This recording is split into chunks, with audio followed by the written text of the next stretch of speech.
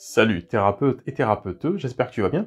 Alors aujourd'hui, j'aimerais partager avec toi un extrait d'un livre qui est assez connu, ce Personal MBA. Donc le Personal MBA, alors c'est présenté comme étant la Bible du business pour faire décoller votre carrière sans passer par la case MBA. MBA étant un diplôme de haut niveau, en fait, aux États-Unis. Diplôme supérieur, d'études supérieures. Donc, je vous lis le paragraphe et vous allez comprendre la pertinence pour votre cabinet. Alors là, je suis au niveau de la résistance à la persuasion. C'est quelque chose, je pense, qui devrait te parler, si tu es sur Internet aujourd'hui. La résistance à la pression. Alors l'auteur, c'est Clément Stone, assureur, philanthrope et auteur.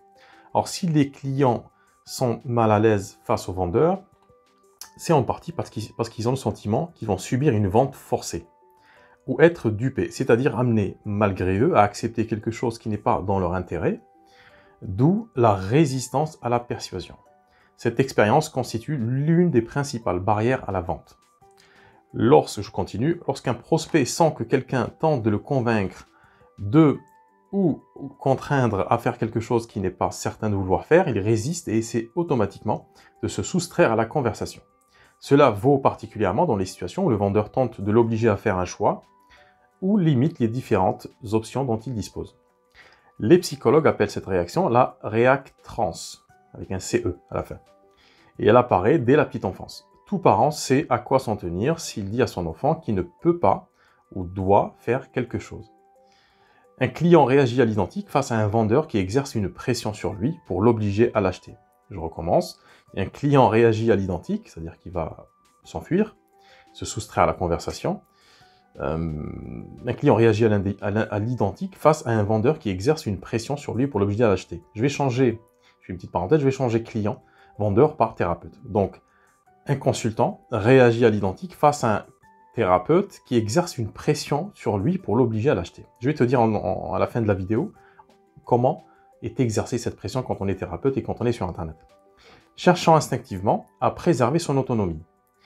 Plus forte sera la contrainte exercée par le vendeur, thérapeute, plus forte sera la résistance du prospect, du consultant. C'est pourquoi les méthodes de vente agressives ne parviennent pas à engendrer des résultats durables. Je finis le dernier paragraphe. La stratégie la plus efficace est, à en croire le gourou de la vente, donc Zig Ziglar, consiste à vous présenter devant le prospect, le consultant, comme un assistant pour les acheteurs. Donc un assistant pour les acheteurs, là on pourrait dire, un assistant pour ceux qui cherchent une solution thérapeutique. À savoir, quelqu'un qui est là pour l'aider à prendre une décision d'achat éclairé. Donc là on ne parle pas d'achat quand on est thérapeute, on parle plutôt d'engagement à suivre un accompagnement. La meilleure qui soit pour lui, vous ne le forcez pas à vous donner son argent, mais vous l'aidez à avoir la certitude d'investir ses ressources le plus judicieusement possible. Cette réinterprétation, c'est écrit en gras, la réinterprétation, de votre rôle dans le processus de vente fonctionne. Elle supprime le sentiment de pression éprouvé par le prospect en le persuadant que vous recherchez avant tout son intérêt.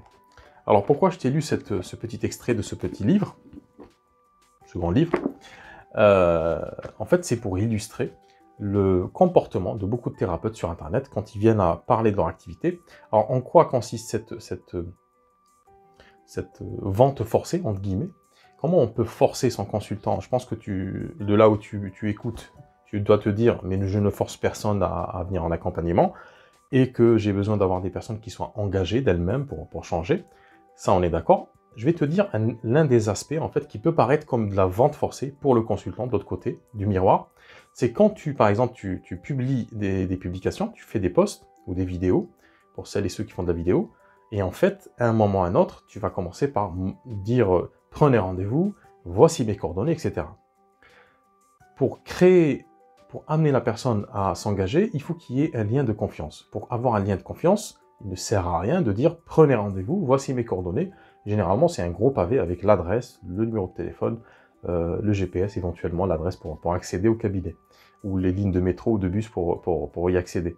Donc, le consultant de l'autre côté, quand il a une problématique à régler, qu'il en soit conscient ou pas, quand il tombe sur ces gros pavés de « prenez rendez-vous », en fait, il se sent un peu forcé de faire quelque chose. Et là, le livre parle d'une conversation, parce que enfin, là, il s'adresse plutôt à des commerciaux. Donc, quand on est dans un contact physique avec une personne, donc on va éluder, on va dévier la conversation, on va essayer de se soustraire à cette conversation physiquement, de manière assez la moins compliquée pour la personne, et puis essayer de pas trop froisser l'autre personne qui parle, parce qu'on sent elle veut nous vendre quelque chose, nous on ne veut pas, mais on reste quand même courtois. Sur Internet, ce comportement est beaucoup plus rapide, c'est-à-dire que la personne, quand elle voit ces injonctions de prendre rendez-vous, qu'est-ce qu'elle fait? En fait, elle se barre, elle quitte la page, ou quand elle est sur Facebook, ben, elle descend rapidement parce que ça ne l'intéresse pas. En fait, c'est quelque chose qui ne l'intéresse pas parce que, de manière très subconsciente, elle dit, cette personne veut me vendre quelque chose, un accompagnement.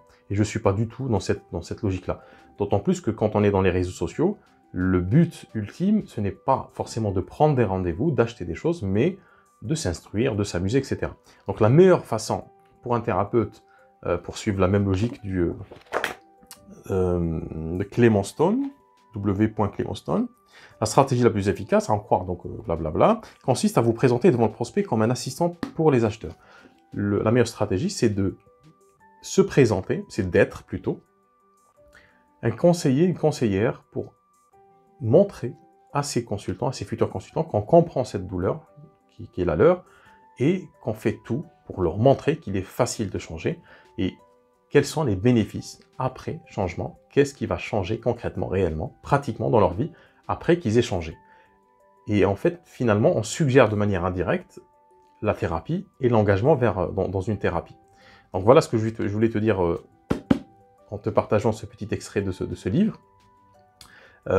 Pour cette rentrée, je prépare une formation justement qui va t'aider à mieux définir ton consultant idéal, à savoir exactement à qui tu parles, et en fait, en sachant exactement à qui tu vas t'adresser, avec qui tu as envie de travailler, avec quel type de problématique, c'est dans cette logique-là, en fait, que tu ne forceras personne à prendre à s'engager dans un processus thérapeutique, mais au plutôt, tu vas inviter, en ciblant ces personnes-là, tu vas créer un lien extrêmement fort, extrêmement magnétique, qui va faire que ces personnes-là vont venir vers toi de manière très très magnétique, très naturelle.